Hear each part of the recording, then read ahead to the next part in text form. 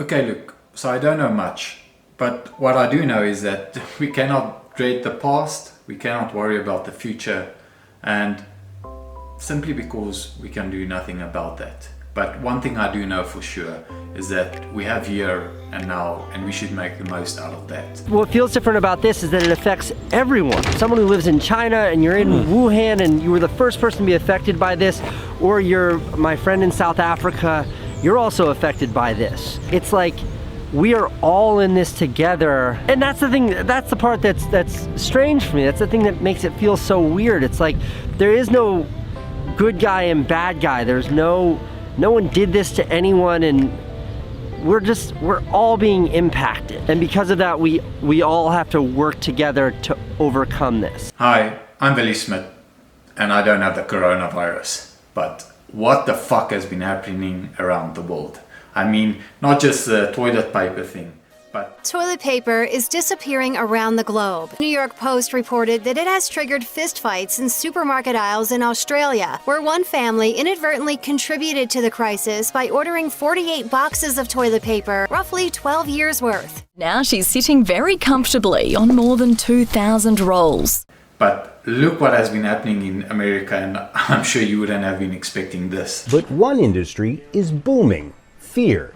I think that people are fearful that if the conditions with coronavirus spiral down, that it's not always going to bring out the best in people, and that there will be people that are opportunistic. In recent days, he says, sales have jumped 300%. So regardless of all of this, is one thing that we must respect and listen to is the advice of the WHO, the World Health Organizations, because it's not just that we putting ourselves in jeopardy by going out and doing activities. I'm an extremely sportive person, so I understand we all just want to get out there, but by going out and getting injured, we put other people in jeopardy as well, and that should be more than enough motivation to stay indoors and at home.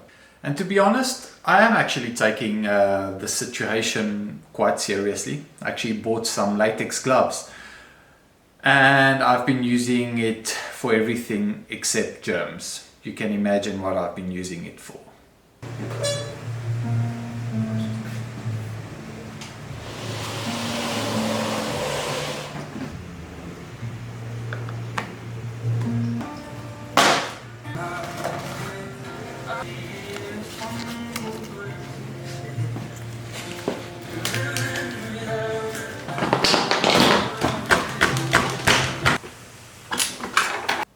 But I must say that anything I've learned is that latex gloves work really well for keeping your hands clean. So yeah, I might just buy a couple of those boxes. They are quite cheap, and it's easy to work on your bike and have clean hands afterwards. So one tip, one bonus. And as of right now, there's about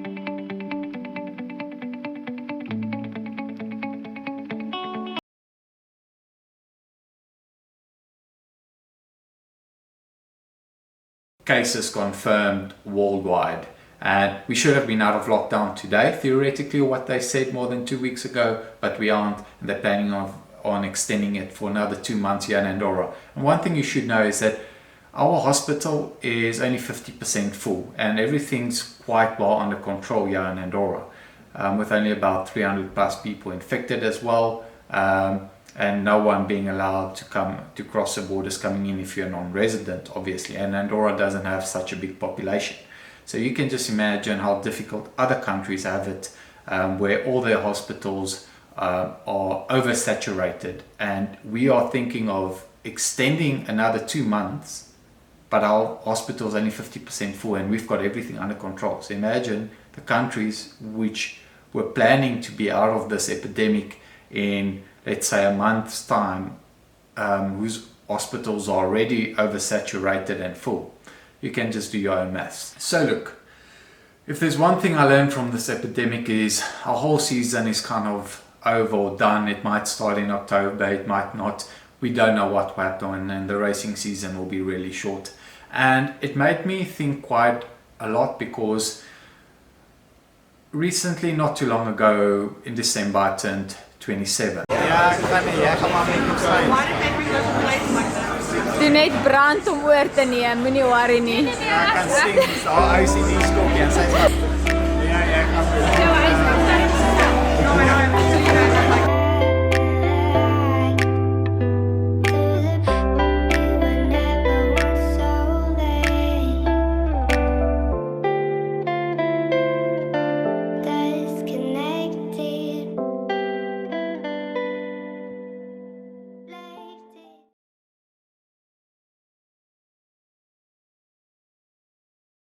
And what makes me really scared is the fact that you will never ever be in your 20s ever again. And this lockdown is actually a great time to reflect on all the difficulties, problems and changes that you can make in your life going forward. And as I'm approaching the 30s, I definitely don't feel like an adult. And the biggest question I keep on asking myself is, have I done enough in the past or in my career to live life to the fullest, to make the most out of my career? And as I'm approaching the 30s, it's really a scary thought, but also one you have to face eventually. And that's really a scary thought, to think you'll never ever be 26 again, you'll never ever be 27 again, and you'll never ever be in your 20s ever again. And that's a scary realization that we all have, and it's even a more difficult question to answer, whether you have done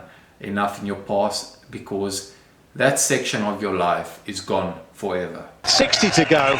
It's deeper than that, and these are going to have to go deeper if they're going to stay away much longer. Skirping, who's been helping out early on, just at the back there. This is Jos van Emden, who's just put in a big turn at the front. He'll try and get back in contact. But interesting that Belgium have deployed some troops to the front. Young Dylan Turns, what a climber he is, and what a rider for the future. A rider I think potentially in the next 4 or 5 or 6 years could pull on the rainbow bands himself. But at the moment there's one man out in front on his own, and that is the rider from South Africa, Smit. So starting right now, reflect, summarize and act. Because if the lockdown now is not sufficient enough time for us to reflect, never ever will there be enough time to reflect and improve on the mistakes and things that we can do better with the days coming. So enough preaching and on to the fun stuff. Obviously I'm in Andorra at 2,000 meters above sea level. That's absolutely amazing because I've got a great view. It's been snowing, so wouldn't have been able to ride that much outside anyway. Ek hoef mense tekkies hier gaan slap man. We'll get our car out of here. Sien ons kar het ook soos die rooie gelyk. Maar dit ek nou 'n bietjie begin. Dit het ek nou gedoen.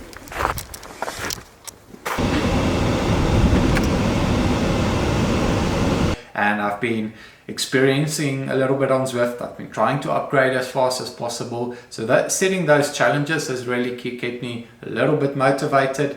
I'm a bit older, I'm not childish anymore, so it's not easy being that motivated as I used to be when I was 21 or 22 or 23, and that's normal. But yeah, I still have the child in me, and I've been doing all these activities to get new helmets, new glasses, whatever I could do to. I even joined a couple of races, and I do a lot of double sessions in the morning and in the afternoon, which has a great effect on my mitochondria. You can read up all about that. I'm not going to be a doctor or coach or a scientist trying to explain that all to you. You can just Google that, why double sessions are good for your mitochondria, and obviously weight loss, and it has a lot of other physiological benefits.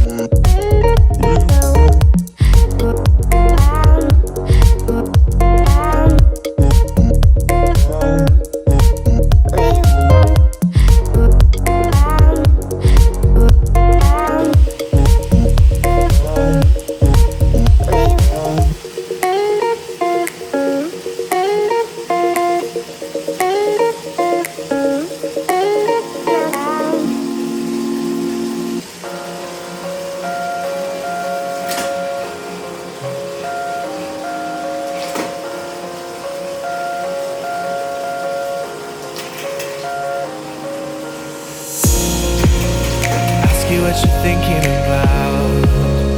Ask you what you're dreaming about. Say your life is full of doubts. You don't know what you're talking about. You tell me what's on your mind, but how can you be so blind? I am the one who's hurting, but I'm just a burden. In the chaos I see the bliss, in the mayhem I see the abyss. Just when you needed them the most, they're just ghosts. In the chaos I see the bliss, in the mayhem I see the abyss. Just when you needed them the most, they're just ghosts.